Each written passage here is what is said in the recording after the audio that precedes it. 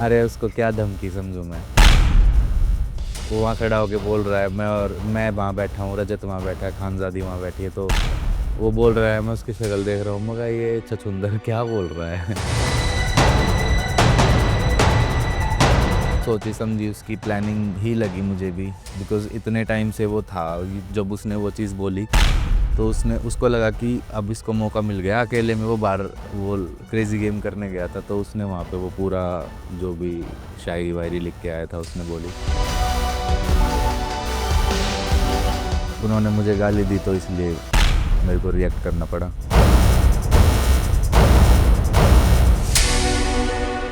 Hi, you are watching Zoom. I am Nirali in conversation with Rachit, who is just out of the 50 Palace. Welcoming you, Rachit, for our exclusive conversation on Zoom. Firstly, I want to know how are you doing? आपकी life कैसी है? After coming out of the 50 Palace. Life अच्छी है। बस थोड़ा मैं घर के खाने को बहुत मिस कर रहा था वहाँ पे, क्योंकि मैं सिर्फ और सिर्फ मतलब घर के खाने से जो मेरे को प्यार है ना, वो मैं वहाँ पे मिस कर रहा था। तो मैंने काफ़ी बार कैमरा पे बोला भी कि जैसा घर में कुछ मिलता है वैसा कुछ मिल जाए, तो उसकी बड़ी याद आ रही थी मुझे। बाकी सब अच्छा है। बाकी सब अच्छे, बट आप जब महल में गए और आपका जो जर्नी रहा और उसके बाद आप जब आप महल से बाहर आए हो, कौन सी एक ऐसी चीज़ है जो आपने आपके बारे में डिस्कवर की एज अ पर्सन, कि कोई ऐसे चेंजेस आए हैं एज इंसान आप में क्या चेंजेस आए हैं जो एनवायरनमेंट में आप रहे महल में? अब मेरे अंदर कोई चेंज नहीं आया, बट जो मैंने खुद के बारे में फ़ील करा वो ये फ़ील करा अंदर जाके कि जैसे वहाँ पे इतने सारे लोग थे, कुछ लोग एक्सपीरियंस थे, काफ़ी सारे रियलिटी शोज़ ऑलरेडी उन्होंने कर रखे थे, तो लोग फुटेज के लिए जो चीज़ें कर रहे हैं वो मेरे को थोड़ा सा वहाँ पे फर्स्ट टाइम ये देख के थोड़ा सा ऑकवर्ड लगा। एंड मैंने अपने बारे में ऑब्ज़र्व किया कि मैंने वो सारी चीज़ें नहीं करी, जो मैं रियल था वो मैं रहा। एंड बाहर आने के बाद जब मैंने देखा तो लोगों ने भी मेरे को उसी तरीके से अप्रिशिएट किया कि आपने फुटेज के लिए एक्स्ट्रा ड्रामा या एक्स्ट्रा लड़ाई झगड़ा जानबूझ के किसी को कुछ बोल देना वैसी हरकतें नहीं करी। सो लोगों को भी वो पसंद आया, और ये चीज़ मैंने नोटिस करी खुद के बारे में, तो मुझे और ज़्यादा अच्छा लगा। बेसिकली आप रियल रहे एक रियलिटी शो में जहाँ फेक होना बहुत ईजी है। हाँ, जी। मेरे को मतलब ये था कि जितने सारे लोग आएंगे शो के अंदर, रियलिटी शो का मतलब तो यही है कि भाई आप रियल रहो। बट वहाँ जाके मैंने देखा कि फेकनेस बहुत है लोगों के अंदर ना। सो वो चीज़ मैंने नहीं करी ना, ना मैंने करने की सोची। मेरे को ये था कि यार मैं जैसा हूँ मैं ऐसा ही रहूँगा, बिकॉज इतने जो लोग मेरे से जुड़े हुए हैं इतने टाइम से वो मेरे को ऐसे ही पसंद करते हैं। तो मैं शो में कुछ और दिखूंगा, फेकनेस करूँगा, तो लोग मेरे से डिसअपॉइंट होंगे, तो वो मेरे को करना नहीं था। एंड रियल रहना था, वो मैंने किया और लोगों को पसंद आया। बिल्कुल, बिल्कुल। और मुझे आई एम श्योर जनता भी एग्री करेगी, क्योंकि जब आपका एग्ज़िट ऑर्डर अनाउंस हुआ, तब हमने देखा कि सब सब लोग भावुक हो गए थे, हाँ। आपके लिए वो मोमेंट जब आप थे वो सिचुएशन में, आपके लिए वो मोमेंट कैसा रहा? हाँ, बड़ा इमोशनल था मेरे लिए भी वो, क्योंकि इतने सारे लोगों के साथ मेरा अच्छा एक कनेक्शन बन गया था।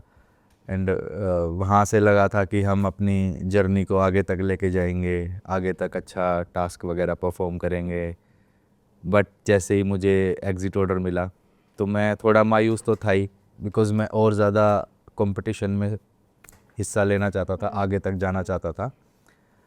बट फिर उसके बाद वो लोगों का प्यार देखा एंड वो एक इमोशनल मोमेंट जो क्रिएट हुआ, वहाँ पे मेरे भी आंखों से आंसू आ गए वो सब देख के।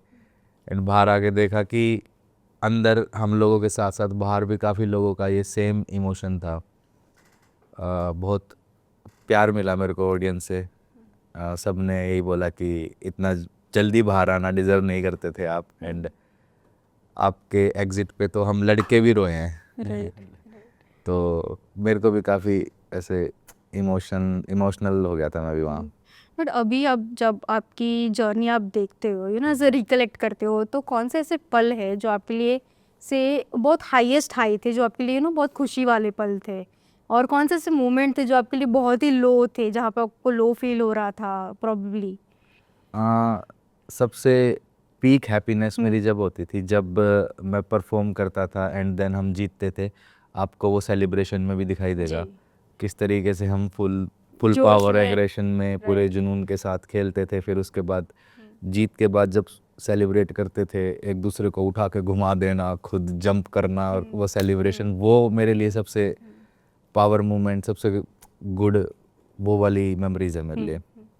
और सबसे लो मेमोरीज ऐसा कुछ नहीं है, लो है, सब सही था। सब सही लो मेमोरीज तो कुछ नहीं रहेंगी मेरे लिए ऐसा। कोई ऐसा रिग्रेट है जो शायद आपने कुछ शो पे बोल दिया हो या किसी के साथ कुछ अनबन हो चुकी है तो जो आप रिग्रेट करते हो अब आप शो के बाहर जब आ रहे नहीं नहीं, मैंने शो में किसी को, फर्स्ट ऑफ ऑल तो मैंने किसी को फालतू में कुछ बोला ही नहीं, और जिसको जो बोला वो बिल्कुल सही बोला मैंने, तो मेरे को किसी को कुछ भी बोलेगा कोई रिग्रेट नहीं है, क्योंकि मैंने लिमिटेड बातें बोली है, किसी से बहस मैंने करी है तो, और जो बोला है बिल्कुल सही बोला है। बिल्कुल। पर लोगों ने ये एक अच्छी चीज़ भी नोटिस की जो आपका बॉन्ड था विद टीम 07 विद फैज़ अदनान, आपकी बॉन्डिंग कैसे उनके साथ बनी, एंड क्योंकि बाहर इतना फ्रेंडशिप जैसा माहौल नहीं था आपके बीच और उनके बीच, तो आपका वो बॉन्ड कैसे डेवलप हुआ उनके साथ? मैं द 50 शो में ऑलमोस्ट सभी लोग से फर्स्ट टाइम मिल रहा था, मैं बाहर से किसी को नहीं जानता था।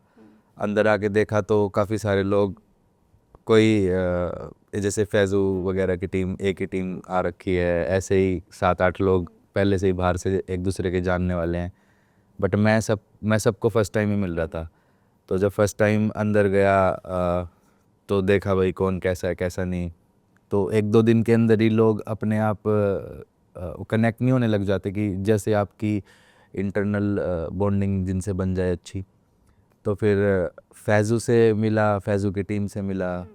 स्टार्टिंग में हमने जो गेम्स वगैरह खेले उसमें देखा कि भाई जैसे एक टास्क था जिसमें हैमर तोड़ के, वो सेकंड डे वाला जिसमें कार्ड निकालना था, तो जो 5 लकी कार्ड उछाले गए थे उसमें से एक कार्ड मेरे को मिल गया लकीली, और फिर मैंने हैमर वगैरह तोड़ के कार्ड निकाला। अब मेरे को आगे हैमर पास करना था, तो मेरे पास इतने सारे ऑप्शन थे, तो मैं किसको दूँ?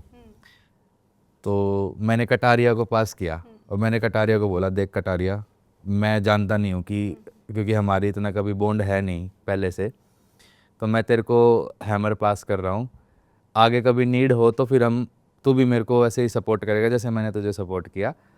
तो उसने बोला भाई ठीक है, भरोसा रख, कोई दिक्कत नहीं है।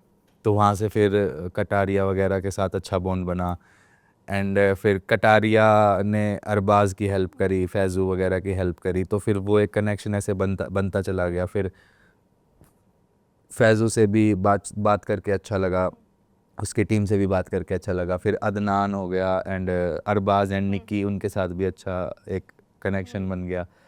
तो वहाँ जाके फिर ऑटोमेटिकली ना वो रिश्ते बनते चले गए, एंड जो भी हमारा अलायंस बना वो सारे ही लोग दिल के अच्छे थे, तो सबसे अच्छा कनेक्शन बना। बट क्या ये सच है कि कि जो आपकी अनबन हुई थी करण पटेल के साथ, उसके बाद क्या उनको सच में ऐसा लगा था कि उनको शो छोड़ देना चाहिए? वो तो वही अच्छे से बताएंगे कि उनको क्या लगा था और क्यों लगा था, बट उन्होंने मुझे गाली दी तो इसलिए मेरे को रिएक्ट करना पड़ा। जी। बट ऑल्सो इनिशियल एपिसोड जो दिखे वहाँ पे मैक्सटन की वजह से बहुत बार एल्विश का नाम डिस्कस हुआ। क्या आपको लग रहा था उसने ये शो जो है द 50 एक प्लेटफॉर्म चुना टू सॉर्ट ऑफ एक रिवेंज लेने के लिए, जो भी उनकी राइवलरी रही है?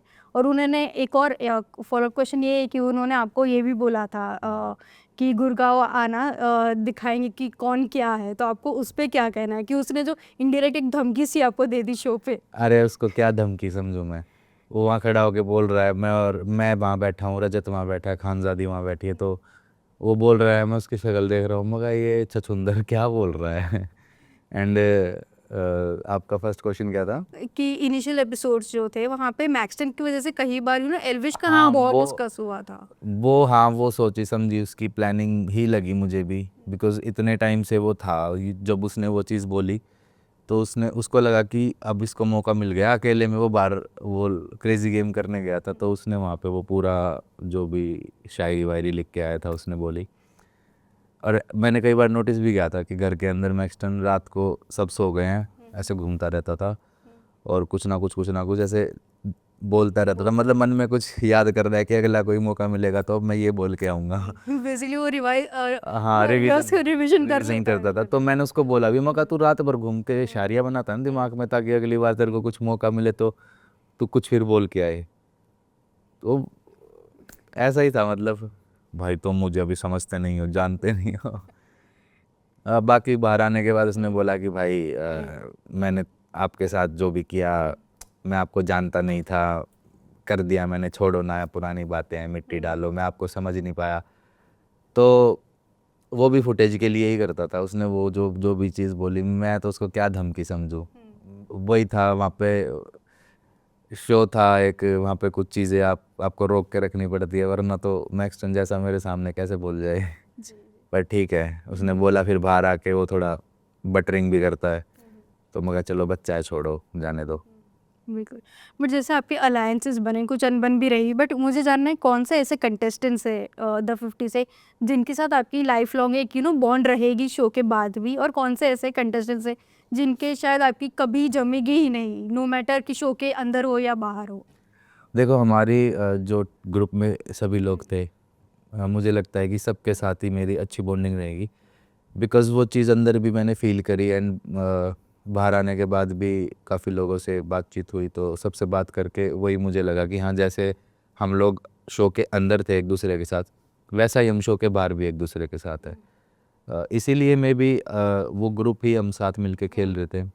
एंड किससे नहीं बनेगी, इस वाले शो में तो काफ़ी लोगों से नहीं इतनी जमी, बट हो सकता है आगे कुछ इम्प्रूवमेंट मेरे अंदर आए, कुछ इम्प्रूवमेंट उन लोगों के अंदर भी आए जिनके साथ मेरी नहीं बनी थी, तो मैं भी आगे बने ना बने वो फिर समय की बात है। राइट।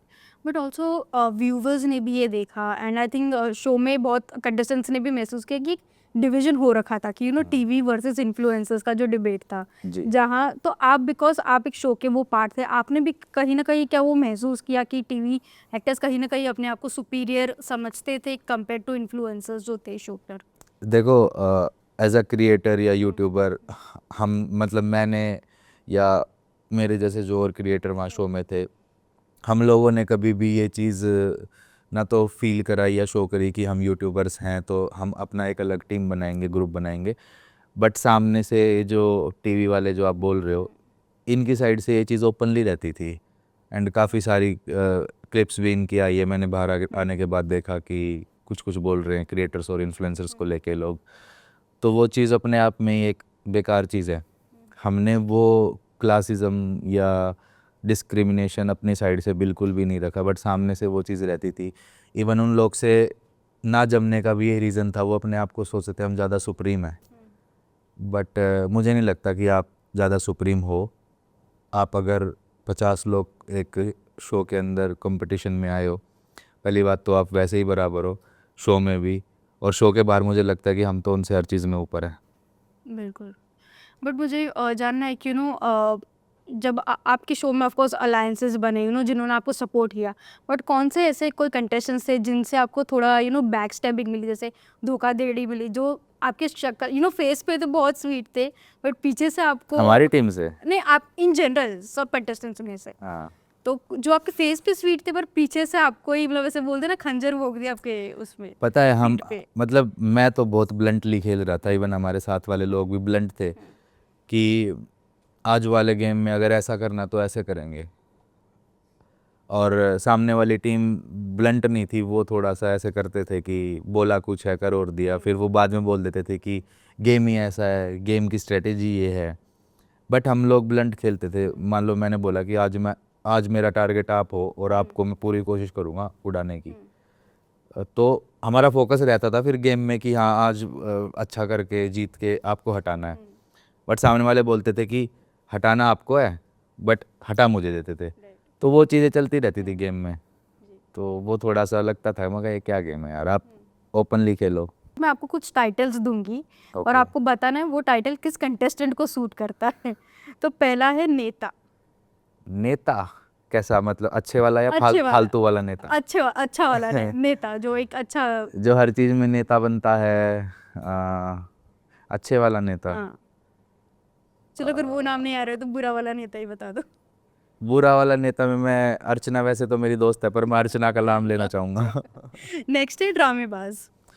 ड्रामेबाज,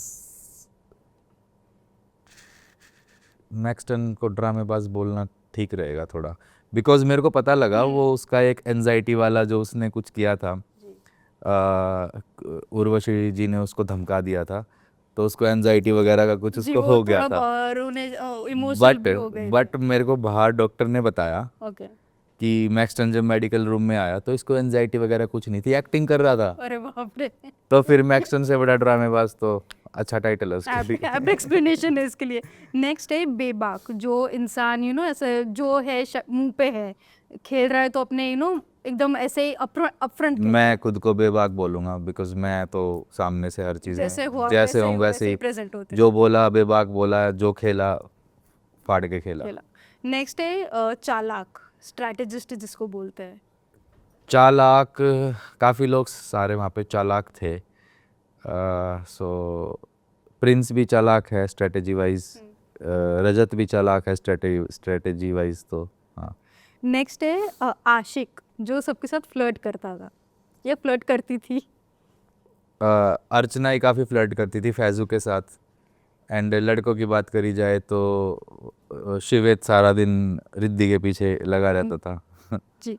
नेक्स्ट है आलसी, जो कुछ नहीं करता था, बस आया कुछ नहीं किया, बस बहुत खेल सारे रहा। लोग थे, बहुत सारे लोग थे, किस किस का नाम लूँ मैं। आलसी मतलब काफ़ी लोग तो ऐसे थे छुप के खेल रहे थे कि हम दिखे ही ना, सामने वाला हमें देखे ही ना, उसे पता ही ना हो कि मैं इस गेम में हूँ, और ऐसे ही आगे निकल जाएं। बहुत सारे लोग हैं। अगर 2-3 आप नाम बताए तो।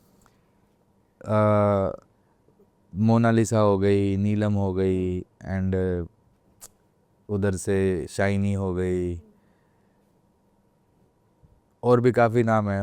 मैं ही नहीं जानता एक्चुअली कई लोगों का नाम, तो नाम। क्योंकि सच में मेरे को ऐसा बस दिखते थे कि हाँ इस घर में ये है, बट मैं जानता ही नहीं था कि कौन है। तो नेक्स्ट है जो डिप्लोमेटिक, जो सबकी गुड बुक्स में रहने के लिए डिप्लोमेटिक था ना, अच्छा कुछ बोलता था ना कोई बुरा बोलता था, ऐसे बीच में चलने वाला। मोनालिसा जी के हस्बैंड विक्रांत जी, डिप्लोमेटिक थे। वो फुल डिप्लोमेट थे भाई। और देखा भी होगा आपने गेम में, वो बीच में ही चलते हैं ना, वो इस गुट के साथ है ना इस गुट के साथ है। बट जब दोनों नहीं, दोनों मिलके नाव में पैर रखे मिलके मिलके खेलते हैं वो इस गुट के साथ, हाँ। और जीतते भी हैं तो सपोर्ट करते हैं इस गुट को, पर जब हार जाते हैं तो फिर यहाँ आ जाते हैं, भाई हमारी मदद कर दो, क्योंकि वहाँ से मदद ही नहीं मिलती। जी जी। एंड द लास्ट है जो सच्चा है। सच्चा, सपना दीदी सच्ची हैं, क्योंकि उन्होंने बोला कि मैं किसी अलायंस में खेलूँ या ना खेलूँ मुझे फ़र्क नहीं पड़ता, मैं अगर यहाँ से खेल रही हूँ तो मैं इस टीम को सपोर्ट करूँगी, यहाँ से खेल रही हूँ तो इस टीम को सपोर्ट करूँगी, और मैं बीच से खेल रही हूँ तो मैं बीच वाली टीम को सपोर्ट करूँगी। मेरे को नहीं फ़र्क पड़ता कि गेम के मेरे रिश्ते अलग हैं एंड पर्सनल मेरे रिश्ते अलग हैं। बिल्कुल, वो उन्होंने एक डिस्टिंक्शन रखा था, हाँ। डिफरेंस रखा था। हाँ। बट फाइनली अब आपने एक द 50 एक रियलिटी शो कर लिया है, आगे जाके क्या आप ओपन है शो लाइक बिग बॉस में पार्टिसिपेट करने के लिए? हाँ बिल्कुल, बिकॉज़ ये मेरा फर्स्ट रियलिटी शो था जैसा कि आपको पता है, तो मेरे को यहाँ से बहुत कुछ सीखने को मिला, जो कि आगे चल के किसी भी रियलिटी शो में मुझे जो एक्सपीरियंस यहाँ से हुआ है वो मेरे बहुत काम आएगा। मुझे अंदर जाने से पहले नहीं पता था कि अंदर कैसी कैसी चीज़ें होती हैं, कैसे कैसे लोग मिलते हैं और उनके साथ कैसे रिएक्ट करना पड़ता है। बाहर आके जब मैंने अपने एपिसोड्स देखे उसके बाद मेरे को और क्लियर हुई चीज़ें कि अच्छा कि कैसे एक चलती हैं चीज़ें शो पे, मतलब क्या चीज़ें दिखती हैं क्या नहीं दिखती, क्या चीज़ों पे ज़्यादा अट्रैक्शन रहता है, तो वो चीज़ें मैंने थोड़ी सीखी, ऑब्जर्वेशन किया मैंने कि कैसे क्या करना है। तो मेरे लिए बेनिफिट इस वाले शो का एक यही है कि मेरे को एक्सपीरियंस, मेरा एक क्रैश वाला कोर्स हो गया यहाँ हो पे। गया क्रैश कोर्स हो गया हाँ। रियलिटी शोज का, तो अब जहाँ भी आप जाए तो मे बी रेडी। नेक्स्ट कोई मेरे को शो मिलता है अच्छा, लाइक बिग बॉस या कुछ भी, तो मेरे को लगता है कि मैं उसमें और ज़्यादा अच्छा करूँगा।